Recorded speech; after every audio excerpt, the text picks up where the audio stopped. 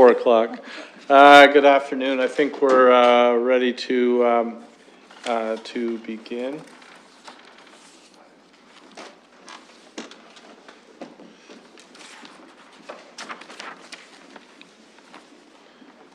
Could I look for any disclosures of pecuniary interest? None? Okay. We have 3 items for direction.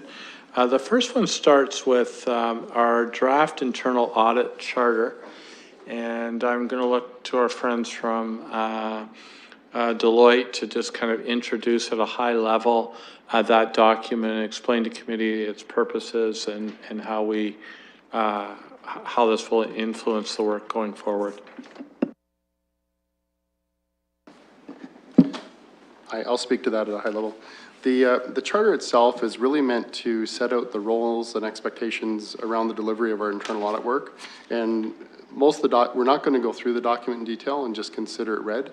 But I would note that the current form of the document is in draft, and we have some minor revisions that we're making to the document and should be finalized just after this meeting in its final form and then circulated. Is there any questions on the document? Well, maybe you could just highlight for committee how this guides, what value this has for you as auditors. The value it has as internal auditors is that when we're meeting with different parties as part of our internal audit role, it clearly sets out what our role is, what the expectations are from ourselves, as well as the expectations from them as far as you know, the timing of our work, the sharing of information, the reporting protocols that we might have at a high level, as well as you know, the expectations from the audit committee as far as our role in developing an internal audit plan and the reporting that we'd have to the audit committee. Okay. Committee, you'll note, and I'll draw your attention to an audit that was just handed out to you. That are some revisions. These suggestions have come to us. They're really, I don't want to underscore them, but I don't want to overstate them either, but they're really wording tweaks that have come to us from the solicitor's office just to make sure everything lines up with the other legislation that might impact on it. So access to information, some of those sorts of things. And then in the confidentiality section, you know, who's providing the information, how does it line up with section 239, et cetera. So those are the nature of the amendments. So I'll turn it to committee for any comments or questions on the charter itself. Councillor Hopkins. Thank you, Mr. Chair, and thank you for providing the, I assume the draft as it stands with the charter. And you had mentioned there's going to be some minor revisions. Will that be coming back to us at the next audit meeting, or how will it be circulated? Let me help with that. What I'd suggest is we have the revisions, you have the revisions there. And so what I'd like to suggest is that we would, I would take a motion on the IA and with these amendments, and then that would be second, we'd approve it, and then it would get cleaned up, integrating those amendments into the document. So when at council, and it would be attached so to the report, so that at council you'll have one nice pretty document with it all integrated in. Thank you for mentioning that. I have not read the additions here, so I will take some time to do that. So I appreciate that we're sort of moving along with this. I did have a couple questions, if I may, through you, Mr. Chair, to staff about the charter. And you talk about the responsibilities, and I understand there's the preparation, the evaluation, the monitoring, and all that. But are there any other responsibilities that mandate you from the province, or is there any other regulating body, or do you just set your own responsibilities in place? There is an internal audit association that we follow those guidelines. Thank you for that. And the last question I had was about working with other parties you had mentioned, and in the report here, you also work with internal groups here at the city. So what other parties do you have relationships with, other than the one that's already mentioned here, the Lean Six Sigma? But is it outside parties or within the city? I'd just like to have a better idea how you work when you come here, how you're working with the departments and what departments, just a sort of a broader understanding. Councillor, which clause are you referring to? Is there a specific one? Well, it's under the responsibilities, and I guess, you know, you can go to the last bullet point there when you do speak to internal groups to provide information on a timely basis. But I'm also referring to the comment that was made about working with other parties. Just would like to have a better understanding how that works. It's more a blanket comment, really meant to ensure that we're not duplicating any sort of review. So the one that's been identified already would be the Six Sigma group, in that we'll work with them to ensure that we're not doing the same reviews or the same areas. But the other would have not been contemplated at this point, but as we go through, there may be different consultants or groups that have done reviews, and we try not to duplicate that work. Okay, anyone else? Councillor Van Holst. Yeah, perhaps through the chair to our legal department, I could ask the question just what about the changes that were suggested. Could you just describe them? I'm trying to compare them. I wish I could read through both eyes individually and without having to go back and forth. But I noticed, for instance, in access to information, we removed a section says addressing issues. So my question then is just what, could you just describe the changes that we made and why? Ms. Smout or Mr. Card? I'll turn this over to Ms. Smout, who drafted the amendments, in a moment. But in terms of the function of the charter, it basically sets out the steps that the internal auditor will follow, the processes that it will look at, and the results that it's expected to bring forward.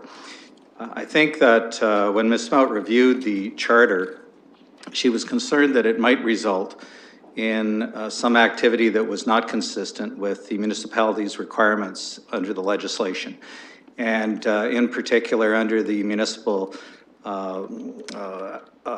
Freedom of Information and Protection of Privacy Act, and also under the Municipal Act when it came to in-camera sessions. And there are some ways that you can address that. I think one of them is that the law always supersedes anything that you agree to by means of a charter. So you can set out something in a contract, but it doesn't change the law. You're always subject to the law anyway. So, you know, one way of looking at it is that this was always subordinate to the obligations staff have with respect to the protection of records that the city has, and also with respect to the manner in which matters are received in camera. That's always the council's decision anyway. So we would always be observing the law. But I think the points that Ms. Smout covers in this refinement certainly clarifies the situation, and there won't be any misunderstanding. So on that basis,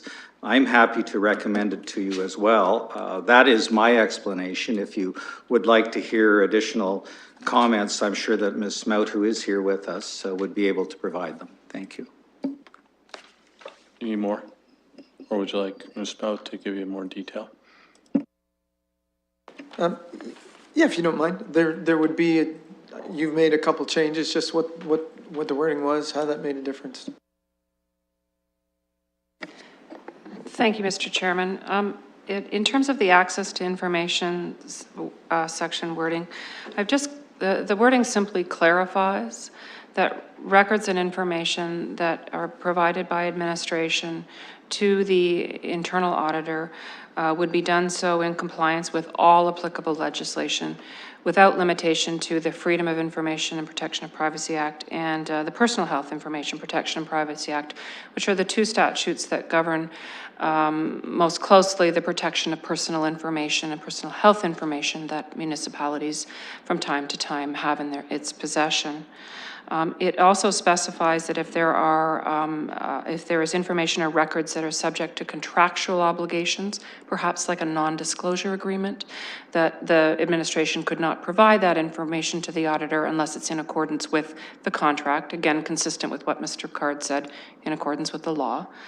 Also to clarify that documents that are protected by privilege, solicitor-client privilege, litigation privilege, and settlement privilege would require the approval of counsel in order to waive any privilege. So I agree with what Councillor Hubert said, and also with the representations from the gentleman from Deloitte.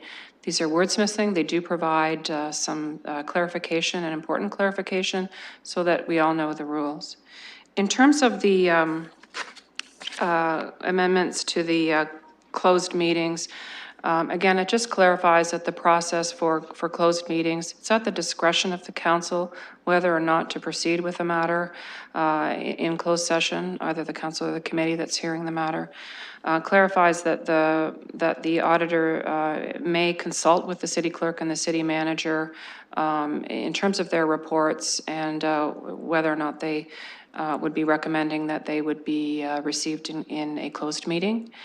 And the last amendment under the reporting and monitoring, just to indicate that reports that are presented at closed meeting to the public are always distributed in accordance with the corporation's established procedures and policies that the clerk sets out in terms of governing council procedure and the procedure bylaw.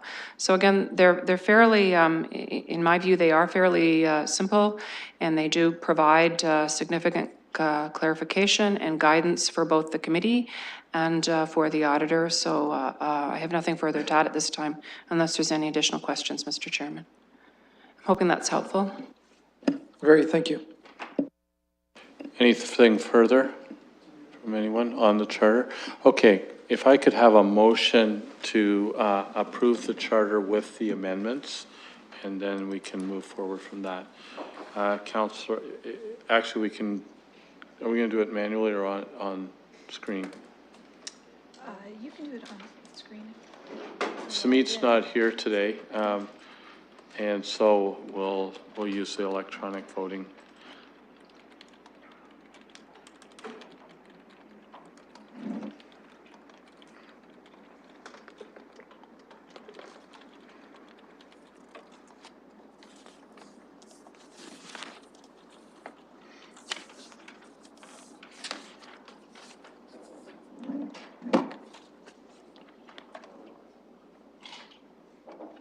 I need a seconder, if you would, Councillor Van Holst. And any further discussion? I'll call the question. All in favor? Thank you very much. If we could turn now to item number 2, which is the internal audit summary update. Thank you, Ms. Smout.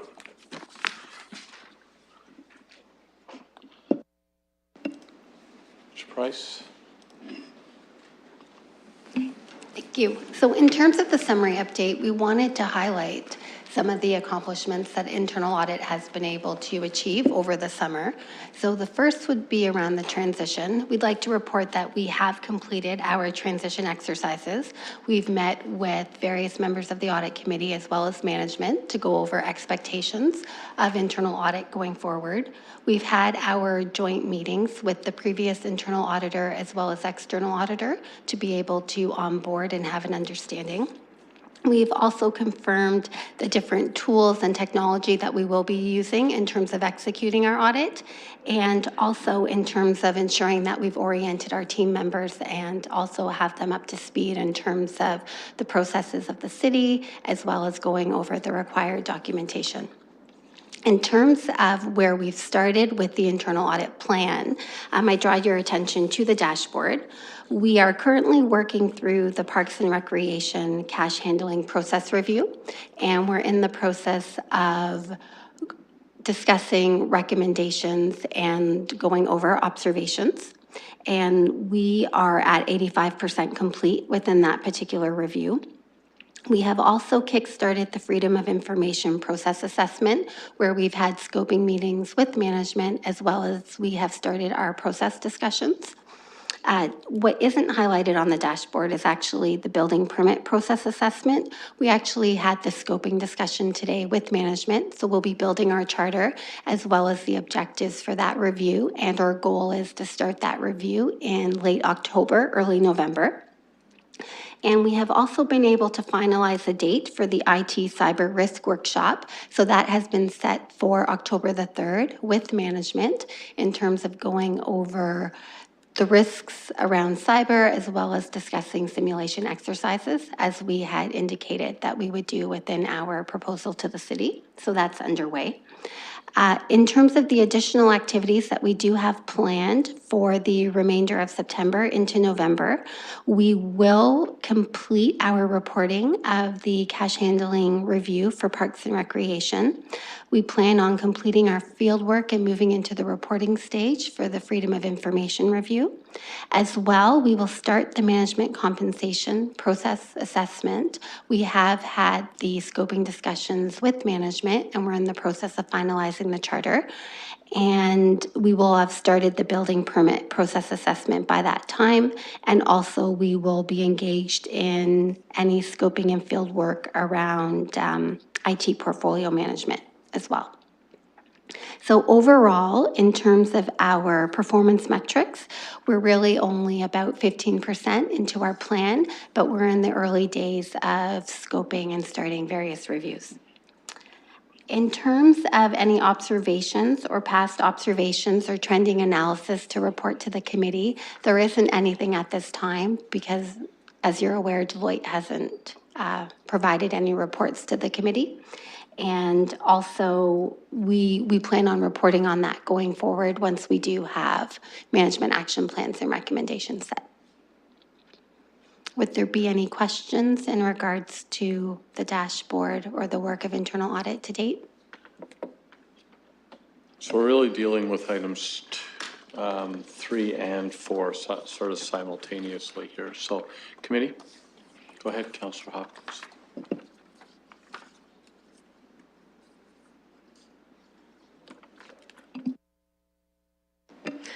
Thank you. And thanks for the dashboard. I found it very easy to read, and it was very clear, and it sort of jumps out at you.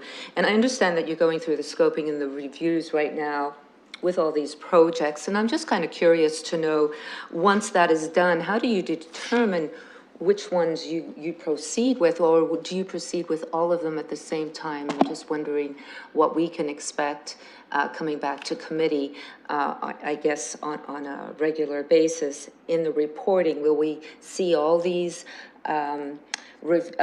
items worked on and updated, or do you just take a certain item and work with that? So for instance, the Parks and Recreation, you're at 85% right now. So I assume that you're going to come in with a report. I'm just trying to understand just the process that we can expect as a committee coming from this dashboard. Sure. In terms of the process, what we've done is, since the internal audit plan has been approved, we have set out timelines and expectations with management who have responsibility for these particular projects. And we've outlined a plan throughout the year of when we will be having scoping discussions with them and executing the audit. So our goal is that at least a month and a half to 2 months prior to the start of a review, we'll discuss scope, objectives, risks, and understanding the process with management. And once that has occurred, then 2 months from then, we will start the review. So currently, what we do have is once we start the review and we work through the project, then you can expect to see the report that comes forward for those reviews. So the reviews that are all in process at the moment are Parks and Recreation, the Freedom of Information Process Assessment, so that we've had the scoping and we're actually executing. And we have had the scoping for management compensation. So our next step will be to conduct the audit, and the building permit process assessment. We'll start that audit in November. Yep. Okay. Anything further? Councillor Van Hulst. Thank you very much, and through the chair, I'm interested in your approach for the rapid transit project, because that's not something that's existing that you could go look at any time. It's an ongoing thing, but that will have an end. So this phase of it will end about December 2018 as well. So how are you going to approach that? So what we've done with the projects that we have outlined, they are phased over the 16 to 18 months, like we had discussed when we put the plan forward. So as we get closer into the following year, we will start to have discussions with management to see the progress within rapid transit, to see if there is still progress that needs to be made by management before internal audit does come in and start having a discussion to see if there's areas that we can review and complete a review upon. If we do find that maybe there wouldn't be anything at a given point in time, we would be reporting that back to audit committee just around the timeliness and when there would be an expected time for us to be able to take a look at something. Okay, thank you. Personally, I'd be interested in attending the IT cyber risk workshop. Is there any problem with that happening?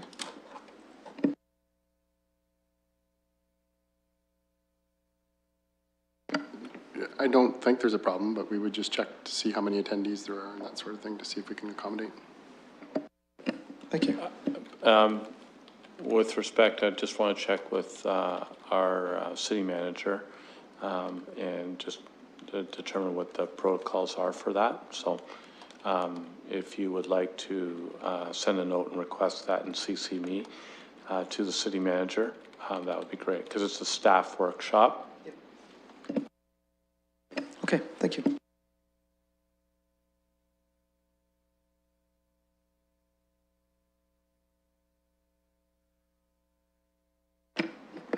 Perhaps I'm misunderstanding the report, but it's written in the past tense, like has facilitated. So is it already happened and there's going to be another one, or? I'm sorry, that was a typo. It actually meant to, we have planned it, and it's now October 3rd it's planned for. Thank you. Has been planned. What is that, the gerund?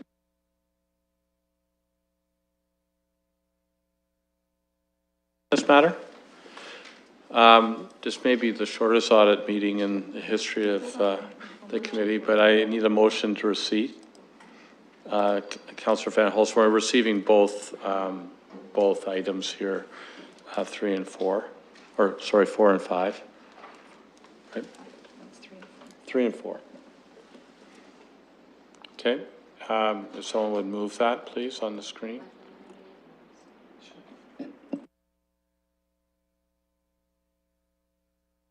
And I'll call the question.